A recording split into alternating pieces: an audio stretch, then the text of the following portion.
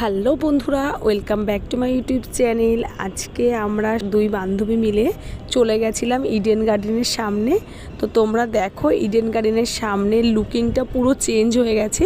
আমি কিন্তু বেশ কিছুদিন আগেই ইডেন গার্ডেনের সামনে গেছিলাম এবং সেখানে কিন্তু অন্যরকম একটা লুকিং ছিল। যেহেতু 22শে মার্চ থেকে খেলা আছে, তার জন্য পুরো লুকিং চেঞ্জ হয়ে গেছে। অনেক সুন্দর সুন্দর ব্যানারও এখানে টাঙিয়েছে, তোমরা দেখতেই পাচ্ছ। আর হ্যাঁ, এখন কিন্তু 3টে সাড়ে 3টে বাজে। তো আর কিছুক্ষণ পর অর্থাৎ 4টে সাড়ে 4টের দিকেই কিন্তু প্লেয়াররা আসবে তাদের রিহার্সেল করতে, অর্থাৎ খেলার প্র্যাকটিস করতে আসবে। তো তার জন্য দেখো কত দর্শক এখানে ভিড় করে আছে। তারা তাদেরকে দেখার জন্য এখানে অনেকক্ষণ ধরেই ভিড় করে আছে। আমরা একটু ঘুরতে এসেছিলাম, তো ইডেন গার্ডেনের সামনেটাও আমাদের ঘোরা হয়ে গেল। তোমরা দেখো, আশা করি তোমাদের ভিডিওটি ভালো লাগবে।